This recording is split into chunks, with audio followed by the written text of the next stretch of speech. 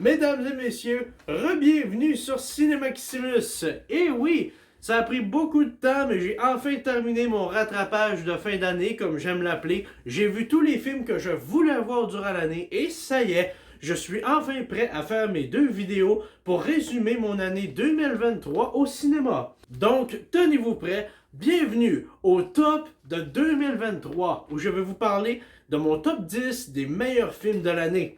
Restez à l'écoute, vous aurez bientôt sur la chaîne Cinemaximus pour votre écoute, mes chers amis, la vidéo des flops de 2023. Les 10 films que je recommande le moins parmi ceux que j'ai vus durant l'année. C'est parti! Bien évidemment, avant de commencer le top 10 en bonne et due forme, on va commencer avec les mentions honorables. Les films que j'ai vus cette année, que j'ai bien aimés, mais qui n'étaient pas assez bons pour aller sur le top 10 des meilleurs films. Et c'est un petit peu différent cette année, vous allez bientôt comprendre pourquoi. Donc, voici mes mentions honorables pour l'année. Nous avons notamment Megan, qui était moins un film d'horreur et plus un suspense psychologique avec une poupée qui tue du monde. 5 nuits chez Freddy, j'étais fan des jeux vidéo, alors le fait qu'ils ont pris des jeux aussi caves puis qu'ils en ont fait un film aussi sérieux là-dessus, j'apprécie le niveau de respect qu'il y a eu. Ça, puis ils ont construit les animatroniques pour le film, fait que chapeau, beaucoup d'efforts ici. Donjons et Dragons avec Chris Pine. Ça, c'était une belle surprise cette année. Ça m'a pris beaucoup de temps pour le voir. Mais, sans déconner, sérieux, c'était vraiment une belle surprise. C'était bien fait, c'était drôle, c'était bien joué aussi. Le monde de Donjons et Dragons en est jamais un qui m'a tant attiré. Mais on peut dire qu'avec la sortie de l'excellent jeu vidéo Baldur's Gate 3 et de ce film, c'était une bonne année pour les fans de Donjons et Dragons.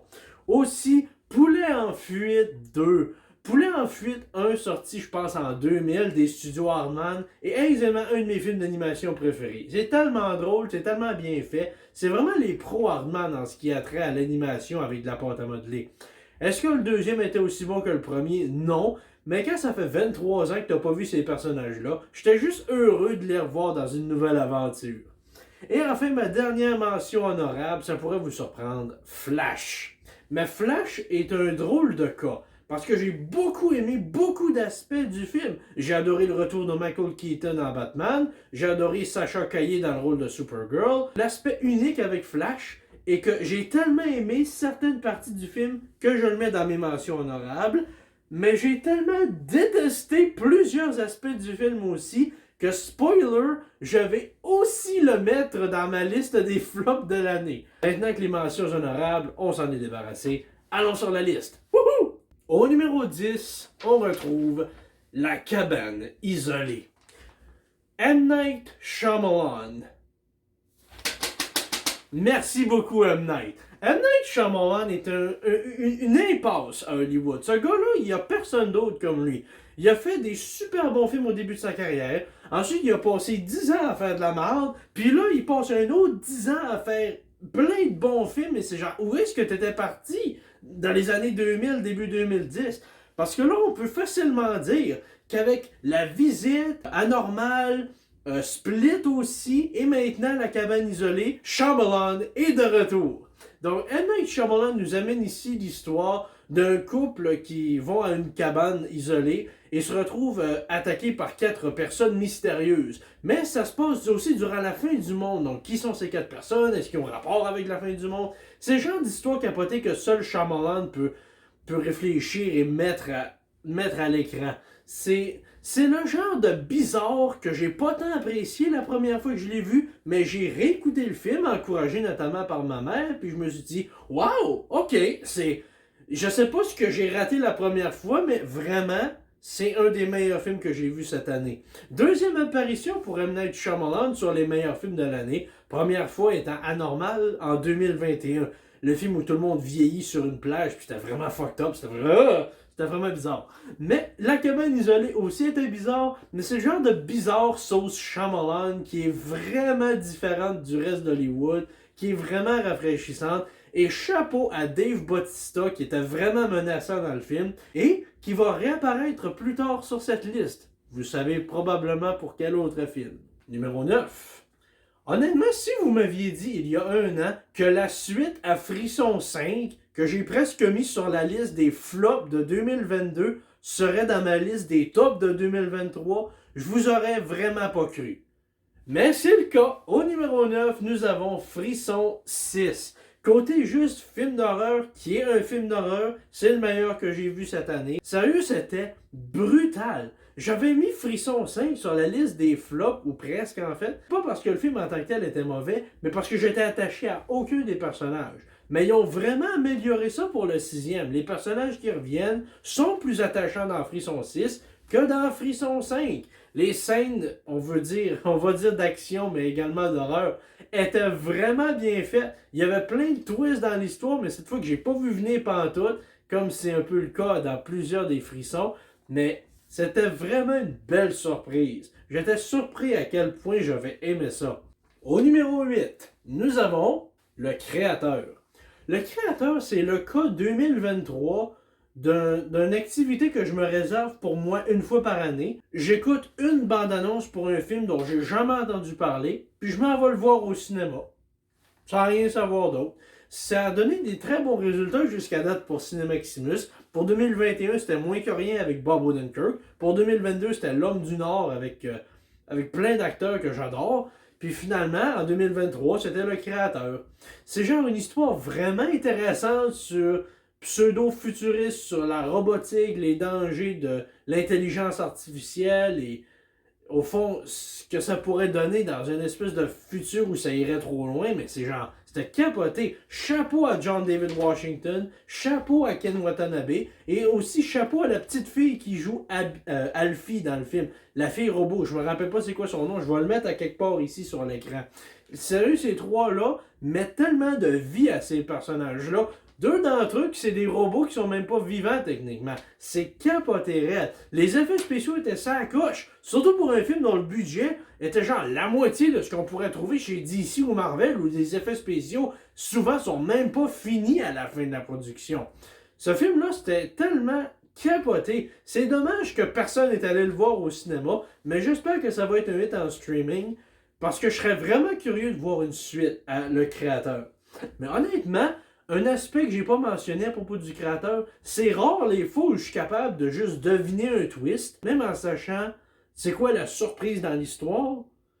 J'avais aucune idée où est-ce que le film allait s'en aller, tellement l'histoire était remplie de twists, tellement c'était inattendu, tellement c'était frais, nouveau. C'était vraiment cool. Au numéro 7, nous avons le seul film que j'ai vu 2 fois cette année au cinéma. Il y en a plusieurs, j'aurais aimé voir 2 fois, mais j'ai juste pas eu l'occasion. Et c'est Super Mario Bros.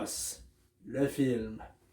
Mario et Nintendo en général ont eu une super bonne année en 2023 avec la sortie de ce film et aussi de Mario Wonder sur Switch, deux produits absolument extraordinaires qu'on a eu cette année. Mais sérieux, le film Mario Bros, c'est tout ce que je voulais d'un film sur ces personnages-là, sur cet univers-là. C'était coloré, c'était drôle, c'était bien fait, c'était un peu ridicule, mais ridicule comme un jeu Mario est ridicule. Les hommages aux jeux plus vieux, plus récents, même à Mario Kart, tout était vraiment bien inséré. C'est genre une lettre d'amour à une des séries de jeux vidéo les plus populaires au monde. Nintendo a frappé un coup de circuit cette année avec Mario. Fait que c'est garanti qu'on va en avoir un autre. J'aurais peut-être une suggestion pour les studios qui ont produit le film Illumination en travail avec Nintendo. Si vous mettez Wario et Waluigi dans le film, est-ce qu'ils peuvent, s'il vous plaît, avoir la voix de Danny DeVito et Larry David? Ce serait tellement parfait. Au numéro 6, nous avons ce que je considère comme le meilleur drame de l'année. Et un des meilleurs films de la carrière d'un réalisateur que j'aime beaucoup, Christopher Nolan, Oppenheimer. Le drame biographique sur la vie de l'homme qui a inventé la bombe nucléaire à la fin de la Deuxième Guerre mondiale. Oppenheimer, c'est genre... Pourquoi il est au numéro 6 alors que j'ai tant aimé le film? C'est tellement lourd et long que je suis pas sûr si je serais capable de le réécouter une deuxième fois. Mais c'est un triomphe côté réalisation, côté jeu d'acteur, côté musique et effets spéciaux. Ce film-là était sans coche au niveau technique, comme j'ai rarement vu ça. Même venant de Christopher Nolan. Je crois que Cillian Murphy devrait honnêtement remporter l'Oscar du meilleur acteur juste pour la dernière scène du film. Juste pour cette conversation qu'il a à la fin du film. Si vous avez vu le film, vous savez de quoi je parle, mais pour ceux qui ne l'ont pas vu, je ne veux pas le spoiler. parce que ça m'a marqué cet échange-là qu'il a eu. Wow! Cillian Murphy est vraiment un acteur de talent parce que juste, il est capable d'en dire tellement, parfois même sans parler, juste avec son regard. On voit toute la gamme d'émotions qui passe en dedans de lui. Mais pas seulement chapeau à lui et Christopher Nolan, chapeau honnêtement à tous les autres acteurs et actrices du film. Ils s'y sont mis à fond. C'est rare les fois où j'ai autant détesté Robert Downey Jr., mais dans ce cas-ci, c'était vraiment mérité. Il est vraiment parfaitement haïssable dans son rôle. Ça, puis il y a aussi Emily Blunt, Florence Pugh, Matt Damon aussi dans le rôle d'un général. Même un bref cameo de Gary Oldman, un acteur que j'adore. Au numéro 5, nous avons le meilleur film d'animation de l'année. Et c'est pas Disney qui l'a fait. Quoi? C'est les studios Sony qui l'ont fait. C'est Spider-Man à travers le Spider-Verse. Wow! Ce film-là, j'étais genre, wow! Déjà que j'avais beaucoup aimé le premier quand il est sorti, je l'ai même acheté, il est dans ma collection en quelque part là-dedans.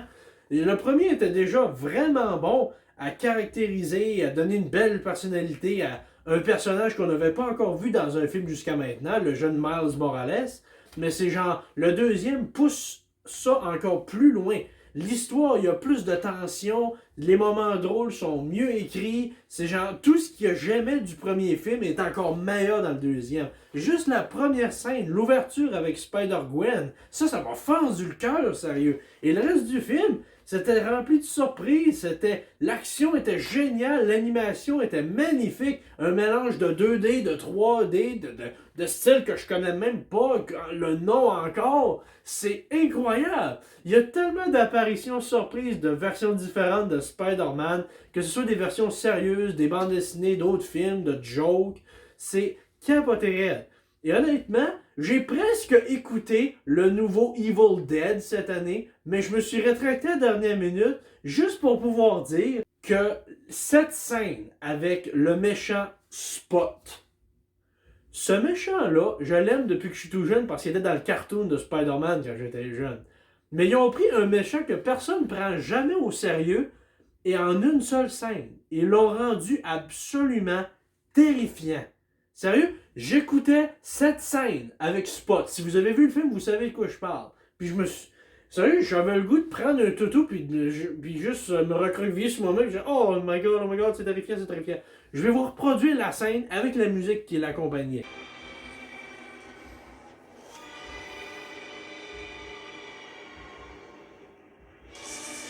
Oh non.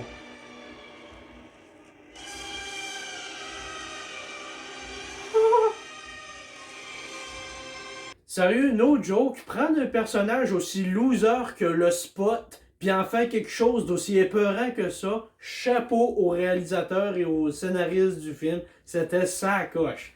Ça, j'ai vraiment aimé les nouveaux personnages qu'ils ont rajoutés dans le film, comme Spider-Man 2099, joué par Oscar Isaac. Mais sérieux, ce film-là, c'était juste presque parfait. Là. C'est genre, oh, on est presque un 10 sur 10. Ça, l'affaire, c'est que c'est un... à suivre à la fin.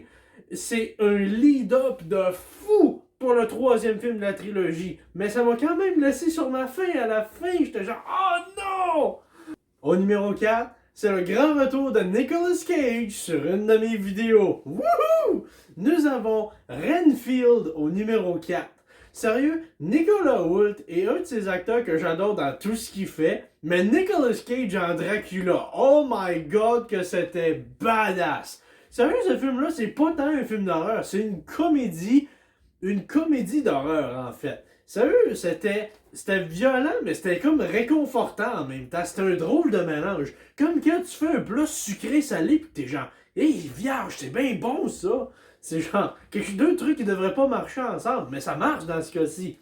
Là, on a l'histoire du point de vue de Renfield à l'époque moderne, qui est toujours servant de Dracula, mais qui veut devenir sa propre personne, qui est une bonne personne, mais c'est juste qu'il travaille pour le prince des ténèbres en Dracula, joué par Nicolas Cage.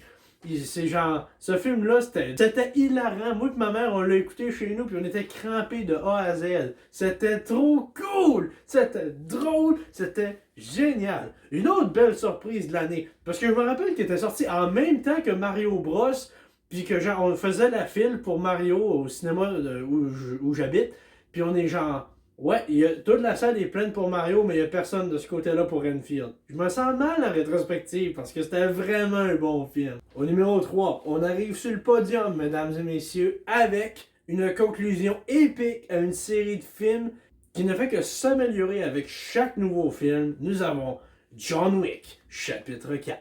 Je crois que Keanu Reeves a trouvé en John Wick son personnage le plus iconique de toute sa carrière. Plus encore que Neo dans la Matrice. Sérieux, je crois que Keanu a moins de 10 répliques dans John Wick chapitre 4. Mais il en a pas besoin, il a pas besoin de parler dans le film. C'est l'acteur parfait pour faire les scènes d'action, pour les moments émotifs. Il est tellement expressif juste avec son visage, on comprend, un peu comme Cillian Murphy dans Oppenheimer. Tout ce qu'il ressent juste en y regardant en face. Mais sérieux, on peut pas avoir un film de John Wick sans des scènes d'action extraordinaires et elles ne font que s'améliorer de film en film, c'est incroyable.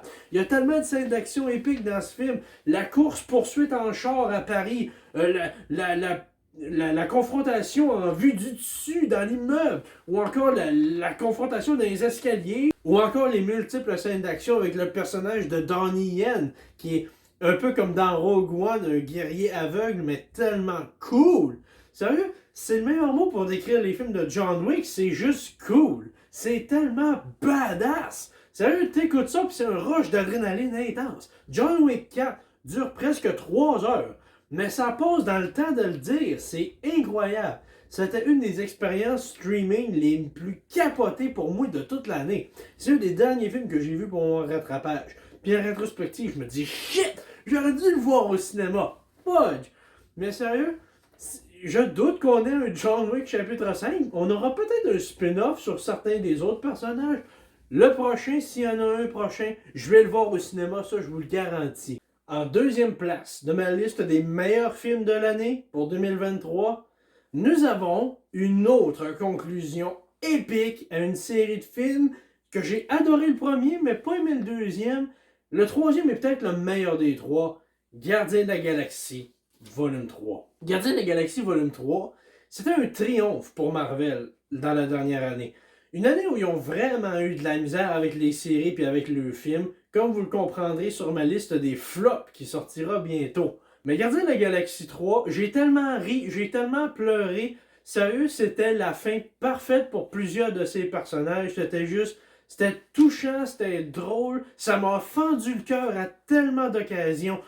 Sérieux, j'ai tellement plus de respect pour le personnage de Rocket maintenant. Je l'aime tellement.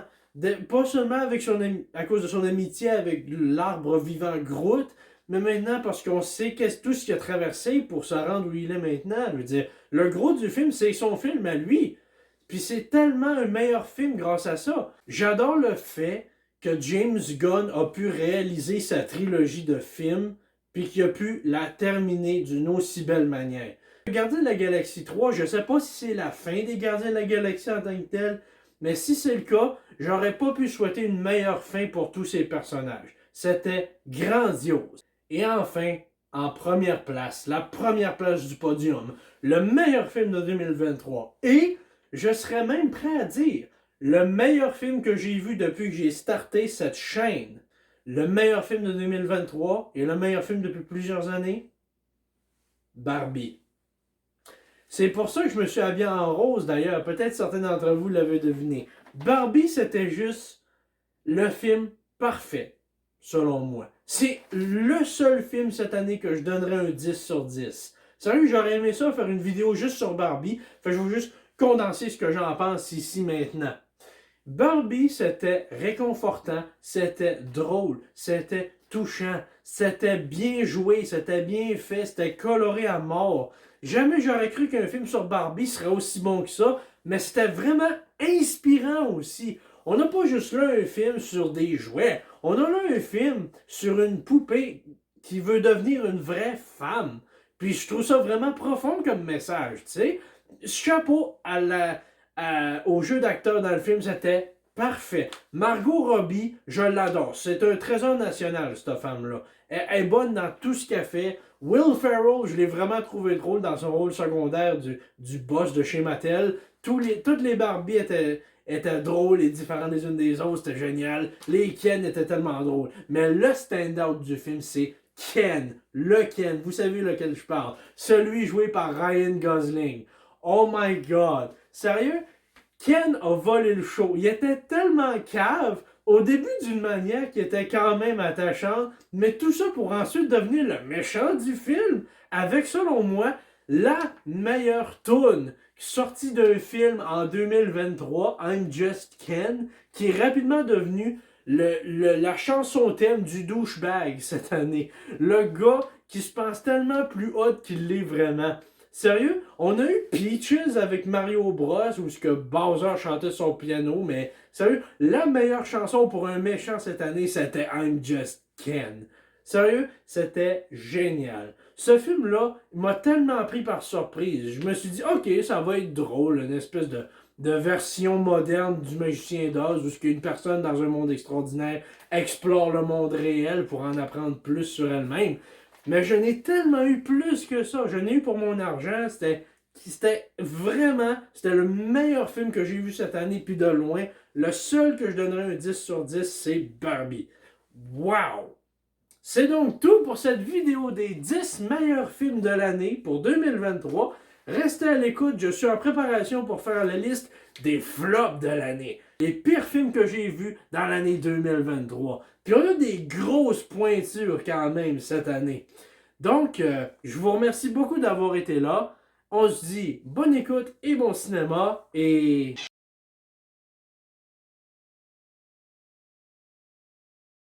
I'm just Ken. Anywhere else I'd be a 10. It is my destiny to live and die a life of blonde fragility. I'm just Ken. Where I see love, she sees a friend. What will it take for her to see the man behind the 10 and fight for me? I'm just Ken and I'm enough.